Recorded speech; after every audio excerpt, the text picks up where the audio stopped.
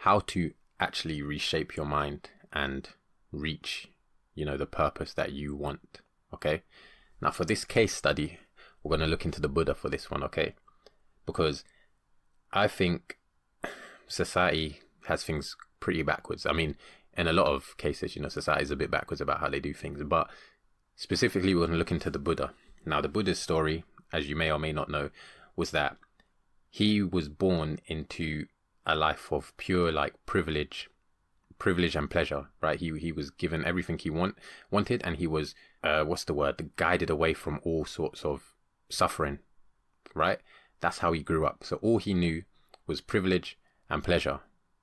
This is important, right? Because when he then decides to, sneak out and look around his city, what does he learn about? He learns about death. He learns about suffering. Okay. So that is two polarities, right? That is yin and yang right there. He has been in pure pleasure and peace and now seen suffering, right?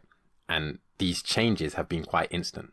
So his environment and his mental, everything that he understood has just flipped completely.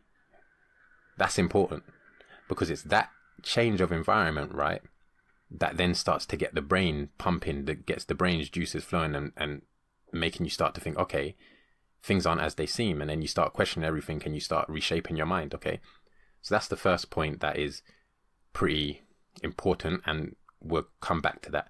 The next point is that when he then decides to fully leave his village and go on his quest to, find out about suffering and how to stop suffering and look for a permanent solution, what does he do? He finds some mentors, some different teachers who take up different meditation practices, and he learns from them, right? When he learns from them for a bit, he then realizes, you know what, this isn't what I want. This isn't providing me the results that I want. So he leaves them, and sometimes when he leaves these teachers, they turn their head to him. They don't really like him for it because he's going against their teachings and he's leaving them to find his own way.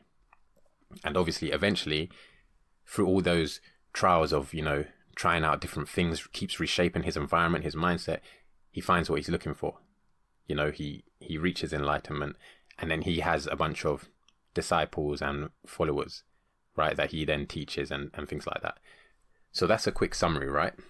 Now, the point I want to make here is those environmental changes were definitely very impactful to his results that he got, right?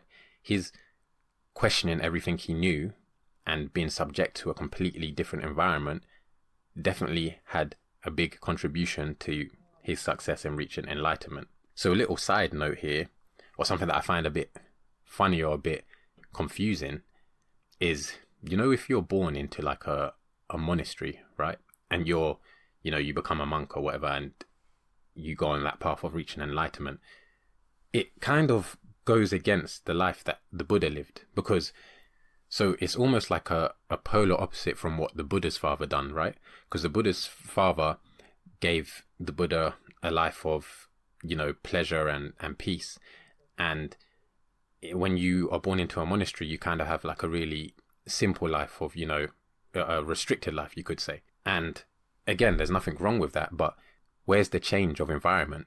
You're not, the exact method that the Buddha took to get to where he wanted to be is not the same, because if you're born into a monastery and you live there your whole life, then you never see the polar opposite. You never get that extreme environment switch to then start to question everything and then to trigger the reaction of, getting your brain to reframe and reshape itself. And then even if you're studying Buddhism, do you question everything that you're taught and that you're reading, or do you just follow it? Do you get what I'm saying? Because it's that questioning that triggers the environmental change within your brain, within your head, within your mental, right? So what we can take away from this, and I'm interested to know your guys' thoughts in the comments, but to see change, you need to change your environment, whether that's physical or mental.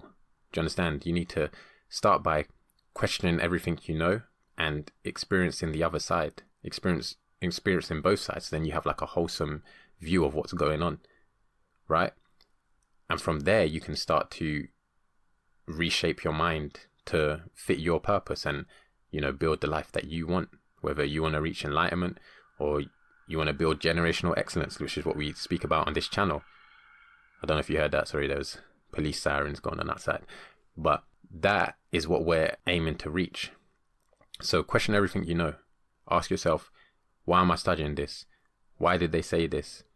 And more importantly, right, you see when you've got like a teacher that you're learning from, or a mentor who is preaching something, look at what they're preaching versus the lifestyle that they lived to get to that point.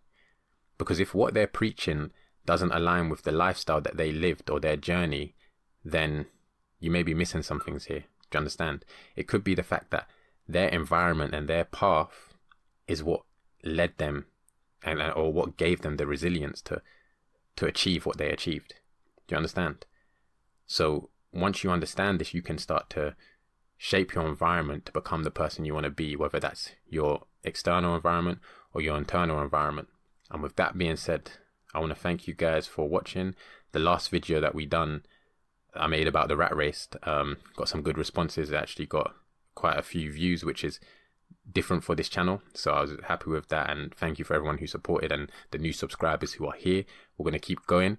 I'm making it a continuous practice to get better at my delivery with these videos. You know, I have lots of ideas in my head. And one reason why I started this channel was to get better at speaking and putting them out there. So with that being said, thank you for watching, and I will see you in the next one.